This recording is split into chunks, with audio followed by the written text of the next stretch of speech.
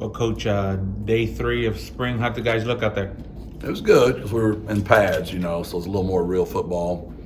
We're pretty thin on the D-line just for so many kids, that had to get some stuff fixed after the season, so that's always tough because we're so deep on the O-line, which is the total opposite of the entire season last year. We were deep on the D-line all season, and we were so thin on the O-line. So it's just the nuance of spring ball, trying to get everybody what they need.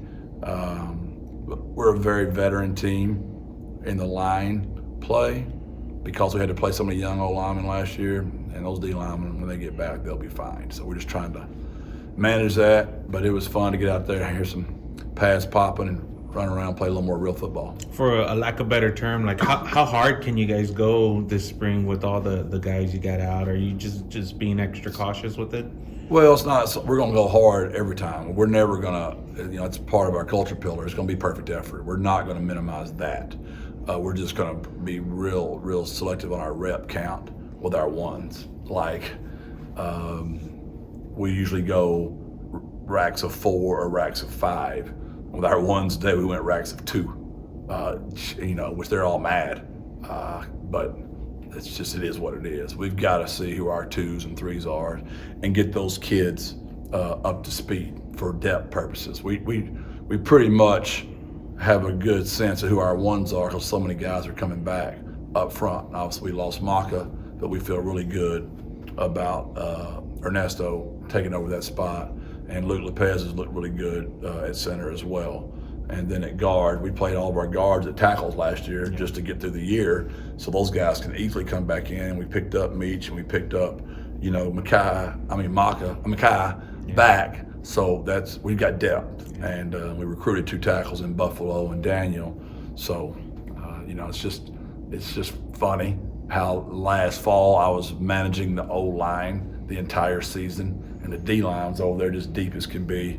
And now we're managing another situation. I was looking at Buffalo and Daniel, I guess, and man, they look pretty big in the pads today, don't they? Yeah, there's a reason they're the top 2, JUCO tackles, in the country.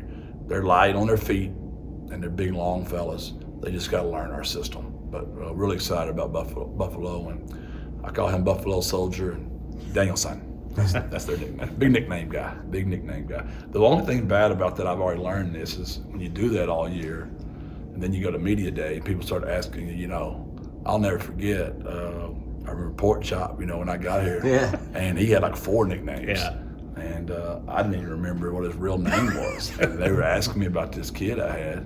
You talking about country? You talking about Pork Chop? Yeah, all those people, but didn't know his real name. What were the advantages of moving Ernesto back to center? What does he bring to that position? Just a lot of time of doing it. We'd like to get Meach in there some. We'd like to get Mekhi in there some, just for them at the next level. So we'll work those guys in there as well. I think Walker could be good at it too. You just got to snap them.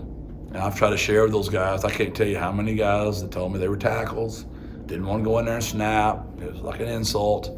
And I had a kid at Gilmer named David Snow, was one of the best offensive linemen I've ever coached, and never ever wanted to play center, and I always made him snap. And him and Kurt were over there fighting because David didn't want to snap. He goes to the U.S. Army All-American game down here in San Antonio. All the centers get hurt. Coach asked if anybody ever played center before. David raised his hand. He'd never played in a game, but he had snapped a ton and played it in practice. Gets out there in the All-American game, NBC, looks great there. Goes to University of Texas, plays center and guard. Played for, I don't know, at least a handful of years in the National Football League interiorly, right, in the inside positions. So the more multiple you are in there, the better it is. Ernesto's played guard for us, he's played tackle for us, he's played center for us, and he just can play all the spots, and that's a very valuable piece to this. Does his experience playing right tackle last year translate and help him now at center, or is it sort of a whole new set of skills? It's a whole new set of skills, but it lets you know if you got to make a 5-0 call up there, he's gonna be able to single. He'll be fine on the singles because there's a lot of single blocks up there at tackle. Where at guard and center, you're a lot of combo blocks. You're getting some help for people. How comfortable is he with making those kind of calls? Is he still learning that, or how does that come together? Nah, he's been playing for us as long as I've been here, so he knows it very well. He's very intelligent. He's a good football player. He really bailed us out last year. Frankie was the one that got all the attention, but Ernesto really did a heck of a job. He got hurt so much. While he was gone, that was a big loss, and we got him back there. And it's not a coincidence that we got a little better when he got back. Coach, what's the coaching dynamic between Kurt and Coach Anderson? I guess how different is it from this time last year? It's the same as far as responsibility, except Kurt became Maddox and Jared became Kurt, and but now Kurt is more responsible for the run game coordination, whereas him and Matt worked in that. And Jared, it's really semantics, honestly. It's just in case there ever was an argument, at least you know who's going to settle the argument because you put a title on that guy. But I just don't work that way. I mean, and I know y'all don't like it that way. It's not good for the media per se, because it's a real collaborative effort here. And I know it's always, well, who's calling the play and who's doing that, and we just don't see it that way. I mean, Jared's been an OC for years. He's coached every position on the offense. He's an elite recruiter. So he's going to be valued a lot in that, his input. And Kurt and I have done this a long time. This is year 34 for me, and I don't know how long for Kurt, but it's a minute. And we understand that, you gotta listen to people. You gotta include people. I mean, collaboration's a big part of this. If you never take anybody's ideas, they're not gonna give them to you anymore. Then you're coaching by yourself, and that's a bad feeling, right? I've done it long enough. Sometimes I'll let them do what they want to do just to watch them fail, because it was their idea. I knew it wasn't going to work to begin with, but you gotta let them learn themselves sometimes. That's a better way to learn than it is to never give them a chance. They're gonna quit trying. So we work collaboratively. I know it's a very long answer to your question, but I don't want to overstate Kurt's importance and minimize Jared's importance. The biggest deal for me is why I move up within is for the players. I want it to be a continuation of what they all know, the way we handle them, the way we treat them, the expectations, the verbiage. So it's not like Jared's coming in, doesn't know football. We all know football. We just have a certain way we do it. I mean, there's just a certain language we speak, there's a certain culture we have, and I don't know if it was one of y'all had a clever bird talk or whatever y'all had it. Somebody had a nice little clever way of how we communicate, and more like bird chatter with me probably, but yeah, that's their roles. Is there a reason you wanted to devote 2 assistant coaches to that position over any other?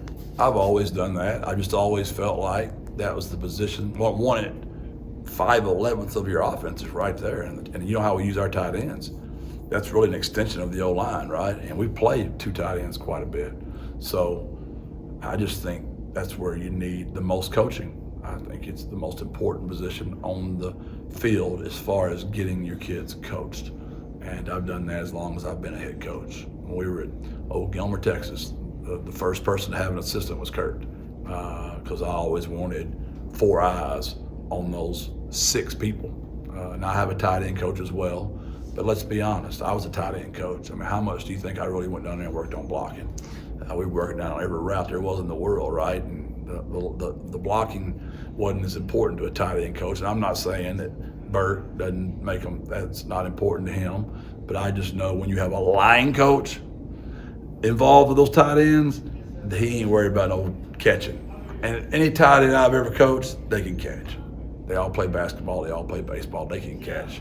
Get them a good stance, ID in front, plus, minus, Ringo, Lucky, where's it all coming from? That's a lot of work. And we're going to play our tight ends. And we've recruited and developed some very good tight ends since we've been here, and we're really proud of that. You guys are nearing the end of week 1 of spring practice. What have you liked that you've seen so far, and what do you hope to see when y'all return from spring break?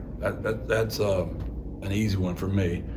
With 17 kids coming in here and losing so many valuable members of our team last year, I was really worried about would there be a dip in our culture? What would our meetings be like? What would our practices be like?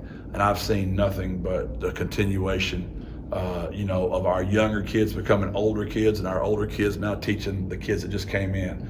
That's been a beautiful thing to see. All the high school coaches that we've had in here, we've had quite a few Texas high school coaches in here.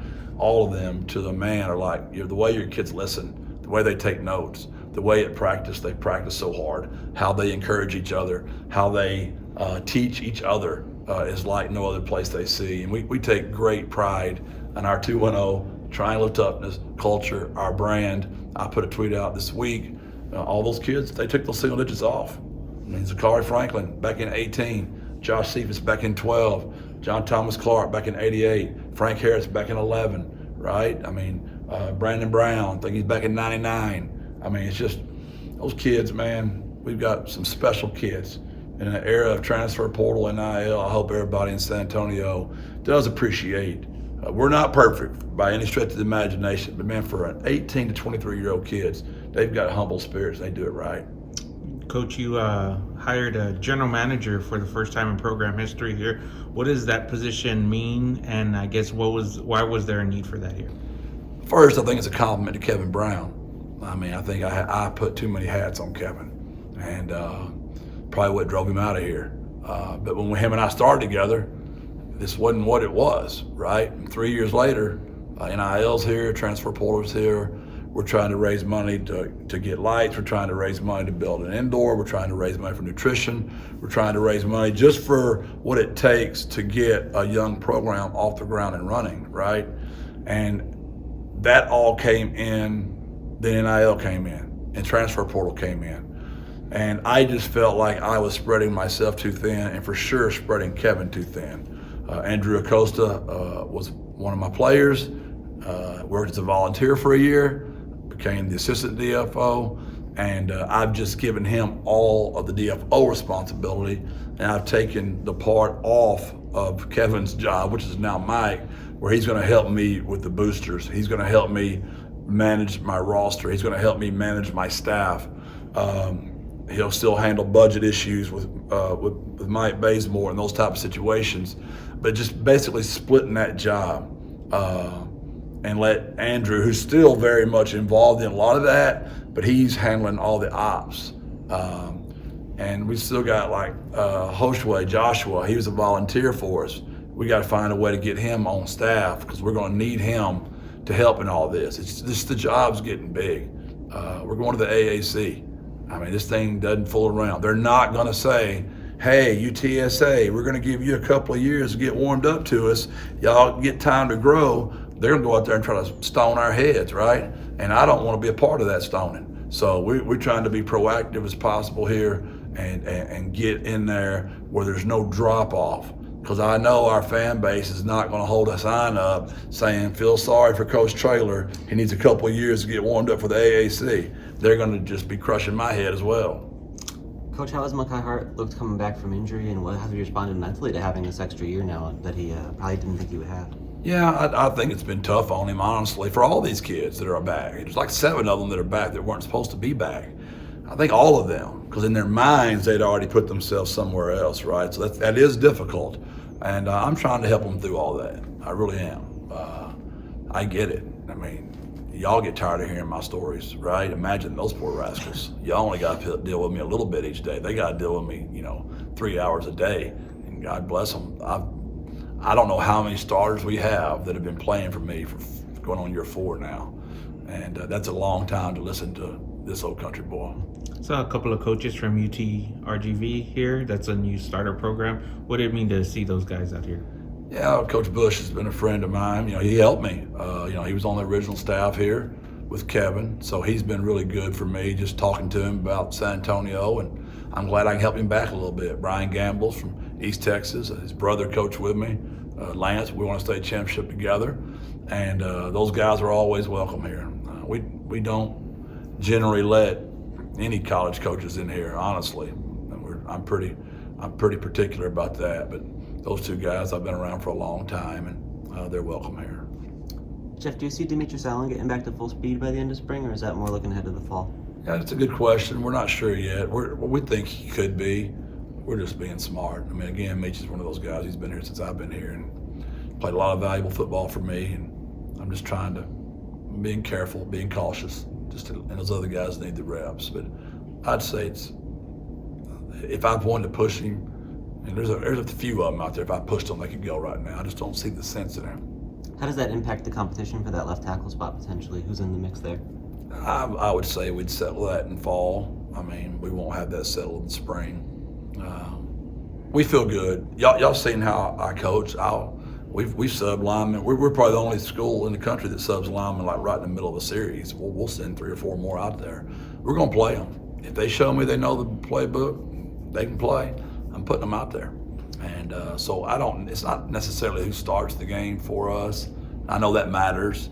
If you're in the 2 deep for me, there's a good chance you're going to get minutes. Do you want to specialize certain guys more at guard or tackle, whether it's Bentley or Payne? Like, where do you see those two potentially landing more often? I think it's valuable that both those guys have played tackle. You can always move them back inside, but I think that's going to be a great benefit for us. We got really hamstrung last year, but Frankie's still out there, and Daniel and Buffalo, and Walker can go out there as well. We're trying to make them as multi-positional as purpose, just because of one, it's good for the team, but man, we've been really injury bitten in there for the last few years. Cool. Thank y'all. Appreciate it. Thanks.